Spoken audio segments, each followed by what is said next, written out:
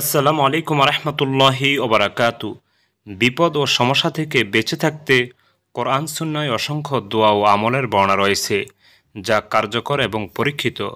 নবী রাসূলদের থেকে শুরু করে অসংখ্য নেককার বনি আদমের বাস্তব জীবনেই তা পরীক্ষিত ও প্রমাণিত।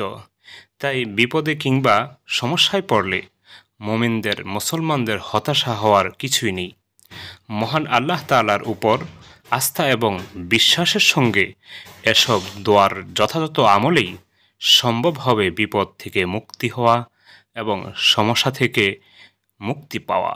সুপ্রিয় দর্শক, আজ এমন একটি জিকিরের কথা বলবো বা দোয়ার কথা বলবো, যেটা প্রিয় নবী সাল্লাল্লাহু আলাইহি সাল্লাম কঠিন থেকে কঠিন বিপদে পড়লে তিনি পড়তেন। সেই দোয়াটি সম্পর্কে বলার পূর্বে আমি সকলকে অবগতির জন্য বলবো, ইসলামিক লাইফ চ্যানেল, আমানত চ্যানেল বিডি ও মার্কাজুন নূর আল ইসলামিয়া চ্যানেলগুলিতে যে সকল দোয়া দুরূদ জিকির তাসবিহ ইস্তেগফার নিয়ে ভিডিও দিয়েছি, সেগুলি নিয়ে একটি বই লিখেছি। বইটির নাম দিয়েছি কোরআন ও সহিহ হাদিসের ভিত্তিতে নববী দোয়া।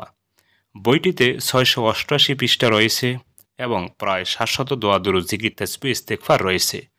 প্রতিটি দোয়া দুরূদ জিকির তাসবিহ ইস্তেগফারের রেফারেন্স, হাদিস এবং যেগুলি কোরআন থেকে নিয়েছি সেগুলির আয়াতের সংখ্যা এবং কোন নবী পড়েছেন, কেন পড়েছেন, সে বিষয়ে বিস্তারিত আলোচনা করা হয়েছে।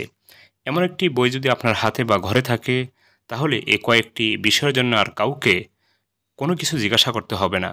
আপনি নির্দ্বিধায় নিশ্চিতভাবে আমল করতে পারবেন।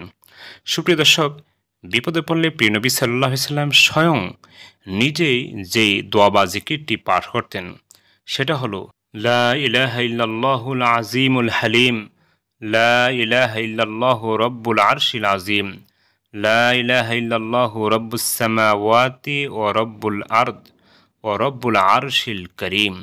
সুপ্রিয় দর্শক, এই জিকিরটির অর্থ হলো আল্লাহ ব্যতীত সত্য কোনো মাবুদ নেই, তিনি অতি মহান, অতি সহনশীল।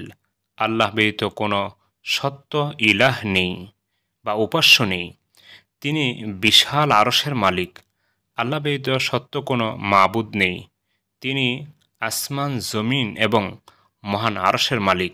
সুপ্রিয় দর্শক, বিপদ আসলে বা আসার সম্ভাবনা থাকলে এই জিকির বা দোয়াটি খুব বেশি বেশি করে অর্থের প্রতি লক্ষ্য রেখে মনোযোগ দিয়ে পাঠ করতে থাকবেন। ইনশাআল্লাহ আল্লাহ রাব্বুল আলামিন বিপদ থেকে রক্ষা করবেন। আমিন। আসসালামু আলাইকুম।